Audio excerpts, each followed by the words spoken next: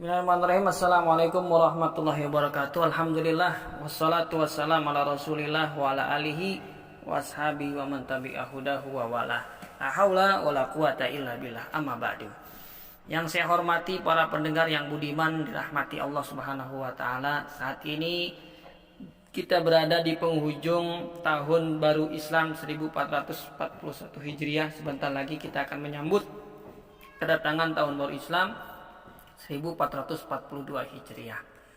Kalau datang bulan Ramadan, kita teladani Rasulullah. Bagaimana beliau mengisi Ramadan dengan banyak baca Al-Quran dan semangat melakukan sedekah dan sholat qiyamul lail. Kalau datang bulan nisfu Sya'ban juga demikian. Nabi mengisi dengan banyak puasa sunnah, terutama di setengah bulan pertama. Ketika masuk bulan Dzulhijjah pun demikian, Rasulullah SAW pergi hijrah, pergi haji. Maka kita pun sebagai umatnya menteladani apa yang beliau lakukan. Ketika masuk bulan Dzulhijjah, berbondong-bondong kita melaksanakan ibadah haji dan umrah. Namun ketika datang tahun baru Islam, apa yang harus kita teladani dari Rasulullah SAW? Dan di bulan Muharram datangnya tahun baru Islam ini, Rasulullah SAW melakukan hijrah dari kota Makkah menuju kota Madinah. Apakah perlu kita juga melakukan hijrah yang sama seperti yang dilakukan Rasulullah SAW setiap kali terjadi pergantian tahun baru Hijriah? Kalau bukan hal yang demikian, lalu apa teladan dari Rasulullah SAW yang ingin kita hadirkan saat ini? Ini yang ingin saya sampaikan pada kesempatan hari ini. Satu ketika ada seorang sahabat Nabi bernama Abu Wahab. Dia mendengar hadis dari Sofwan bin Umayyah. Nabi SAW bersabda, la dina liman lam yuhajir. Tidaklah iman buat orang yang tidak melakukan hijrah. Mendengar hadis demikian, dia langsung tergerak hatinya untuk pergi menuju Madinah menemui Rasulullah SAW. Kejadian ini terjadi setelah Fathu Makkah.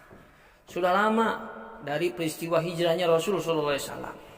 Sudah 9 tahun lebih setelah peristiwa hijrahnya Rasulullah SAW, dia baru mendengar hadis ini.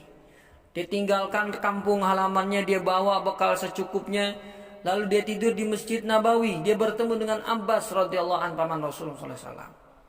Dan ketika dia tidur di Masjid Nabawi, ada seorang pencuri yang mengambil seluruh harta benda bawaannya. Lalu dia ngadu kepada Rasulullah SAW, menceritakan perihal tentang dirinya. Rasulullah SAW menjawab, irji Aba Wahab ila abatihi Makkah. Wahai Abu Wahab, sesungguhnya pemahamanmu tentang hijrah meneladaniku itu sesungguhnya telah keliru. Bukan seperti itu hijrah yang sesungguhnya. Faqiru ala saknatikum faqadin qata'atil hijrah. Hari ini hijrah sudah terputus. Sudah tidak ada lagi hijrah dari Mekah menuju Madinah. Yang kau lakukan adalah tetaplah di negerimu tinggal. Tetaplah bersama keluargamu di sana. Walakin jihadun wa niyah, ada hijrah yang baru yang bisa kamu lakukan, yaitu dengan jihad dan melakukan niat kebaikan.